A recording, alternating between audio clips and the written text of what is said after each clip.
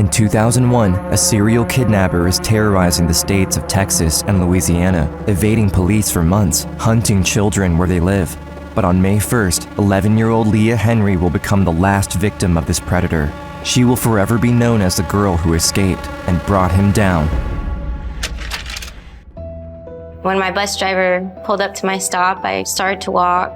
A white car started to approach, and a man asked me if I babysit. Leah knows not to talk to strangers, so she politely says no and continues to walk home.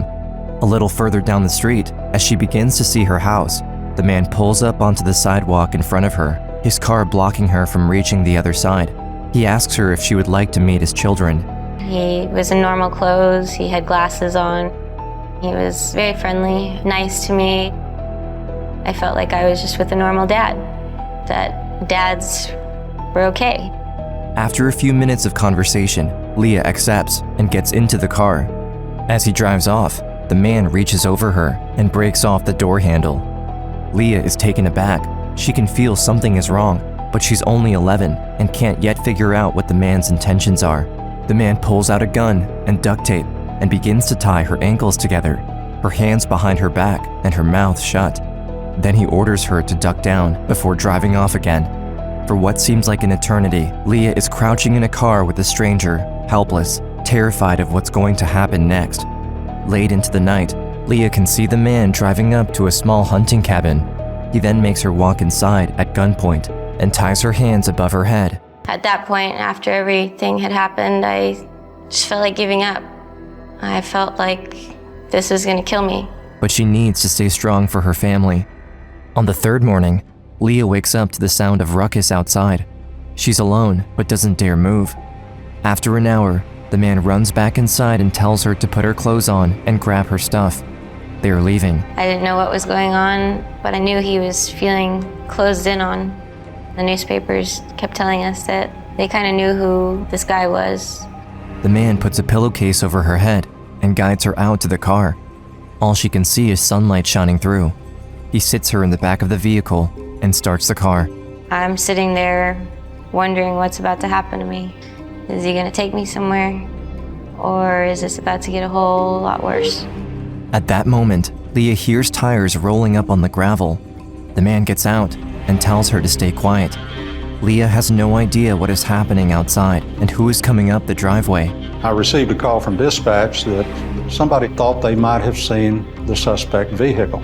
Sergeant Beliter of the Kerr County Sheriff's Department investigates the tip, bringing him to an isolated cabin in Kerrville, nearly 300 miles from the city of Houston. When I got down the road, I saw a vehicle, but it wasn't the right color, and it had the wrong license plate on it. Beliter knows to look for a white hatchback, yet finds a red car parked down the driveway. What he doesn't know is, just minutes earlier, suspect Gary Dale Cox was painting his car from white to red. Sergeant Beliter is about to leave, but he has no idea he's just a few feet away from the serial kidnapper. I saw somebody in the car. I thought, well, I'll go tell them what I'm doing on their property. As the police officer approaches the parked vehicle, the man gets out of the car with a gun in his hands. Leah is crouching inside, out of sight. She can hear a stranger's voice yelling, "Drop the gun," over and over.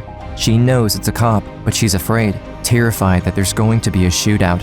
Leah remains still, waiting. She can hear the footsteps of the man moving away from the car. Her mind is racing.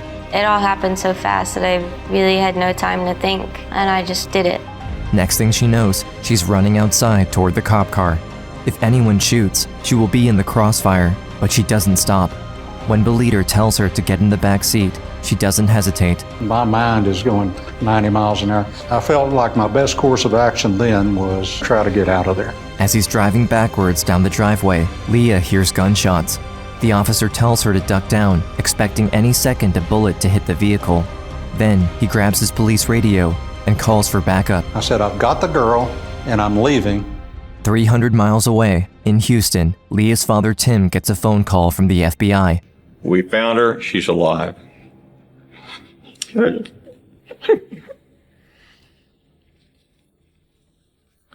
I dropped the phone. We just jumped up. Police officer was there. Within 5 minutes, we were out of the house, down to the FBI headquarters. a local pilot volunteers to fly Tim and his family the 300 miles to Kerrville. At the same time, Leah is escorted back to the sheriff's department in a police car. I don't know if I felt safe yet. And I think what I needed was to be held by my family, because that was the only thing that was going to make me understand that it was truly over. At the Kerr County Sheriff's Department, Leah is reunited with her mom and dad and her big sister. Tim hugs his daughter tightly, relieved to finally have her back.